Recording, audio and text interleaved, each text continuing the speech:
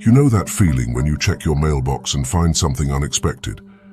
It's usually a letter, a package, maybe even a bill you weren't expecting. But for me, it's been something far more unsettling. Keys.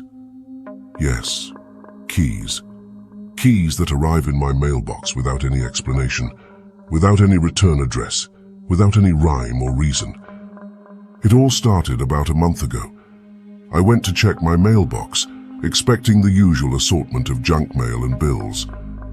But when I opened the door, I found something strange, a small tarnished key lying on the bottom of the mailbox as if it had been waiting for me all along. At first, I didn't think much of it.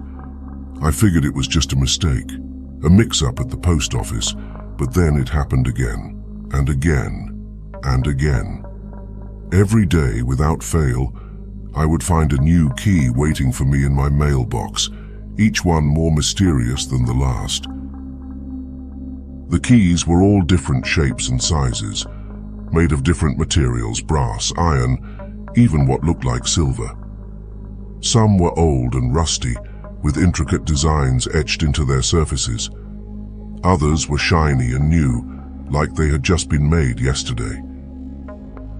I tried to ignore them, to chalk it up to some weird prank or coincidence, but the keys wouldn't let me forget about them. They seemed to call out to me, whispering secrets in a language only I could understand. I tried throwing them away, but they always came back. I tried locking them away in a drawer, but they always found their way back into my possession. It was like they were haunting me, following me wherever I went, like a specter from some long-forgotten past. And then, just when I thought things couldn't get any stranger, the keys started to unlock things that shouldn't have been locked in the first place. Doors that led to nowhere, chests that contained nothing but dust and cobwebs, even secret compartments hidden in the walls of my apartment. I tried to make sense of it all, to unravel the mystery of the keys and their strange powers, but the more I tried to understand, the more confused I became. It was like I was trapped in some twisted puzzle, a maze of keys and locks that had no beginning and no end. And then, just when I thought I had reached the breaking point, the final piece of the puzzle fell into place. I received a letter in the mail, a letter with no return address, no postage stamp, just a single word written in bold letters on the front. Escape. I hesitated, my heart pounding in my chest as I tore open the envelope and read the message inside. It was a warning, a plea for help from someone or something trapped in a world beyond my comprehension. I didn't know what to do, where to turn, who to trust. But one thing was for certain. I had to find a way out, to escape from this twisted nightmare before it consumed me whole. I gathered up the keys, each one a silent witness to the horrors that had befallen me, and set out into the night, my heart heavy with fear and uncertainty.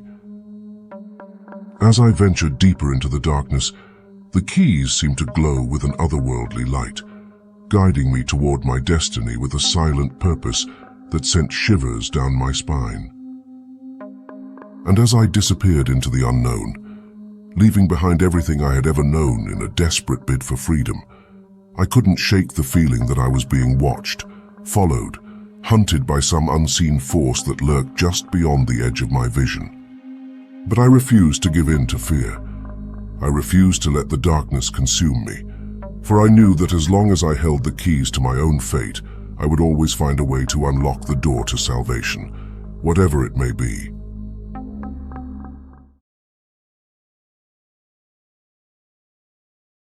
Let me tell you about my fear of heights. It's not just a mild discomfort or a fleeting moment of unease. It's a bone-deep terror that grips me whenever I find myself anywhere near the edge of a tall building or a steep cliff. I've had it for as long as I can remember. As a kid, I used to avoid climbing trees or going on roller coasters, anything that involved being up high. But as I got older, I realized that my fear was more than just a simple phobia. It was a constant presence in my life, lurking in the shadows and waiting to pounce at the slightest provocation. It's hard to explain what it feels like.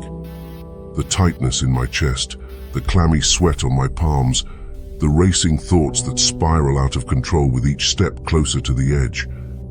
It's like a primal instinct, a gut feeling that tells me to run away and never look back. But despite my fear, I've always been determined not to let it hold me back. I forced myself to confront it head-on, to face my demons and prove to myself that I'm stronger than the darkness that lurks within.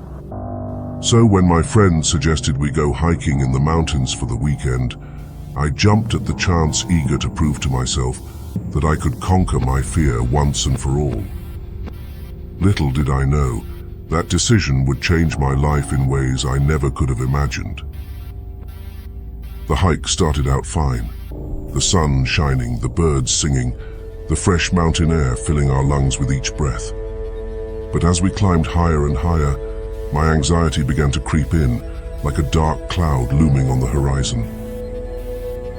I tried to push it aside, to focus on the beauty of the landscape unfolding before me, but it was no use.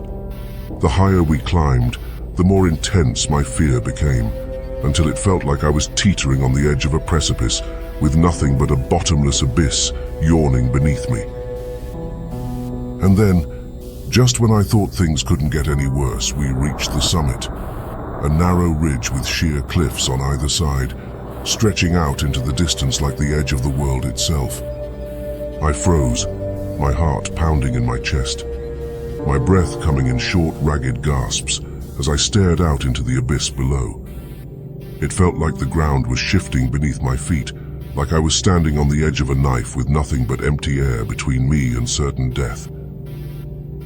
I tried to take a step forward, to conquer my fear and prove to myself that I was stronger than the darkness that lurked within. But as I moved closer to the edge, a strange sensation washed over me, a feeling of vertigo that sent me reeling backward, my head spinning with dizziness and nausea. I stumbled to the ground, my hands shaking, my vision swimming with black spots as the world spun around me. I tried to scream, to call out for help, but no sound escaped my lips. It was like I was trapped in a nightmare from which there was no escape. And then, just when I thought all hope was lost, I felt a hand on my shoulder, a gentle touch that grounded me in reality and brought me back from the brink of madness. I looked up to see my friends standing over me, their faces filled with concern and compassion. Are you okay? One of them asked, their voice barely audible above the roar of the wind. I nodded, unable to find the words to express the sheer terror that had gripped me in that moment. But deep down, I knew something wasn't right. There was a darkness lurking within me, a darkness that threatened to consume me whole if I let it. And as we made our way back down the mountain, I couldn't shake the feeling that I had glimpsed something beyond the edge of fear, something ancient and primal that lurked in the shadows of my mind, waiting to be unleashed upon the world. If you've enjoyed our spine-tingling tales and crave more, don't forget to like, subscribe, and ring the notification bell. Until next time.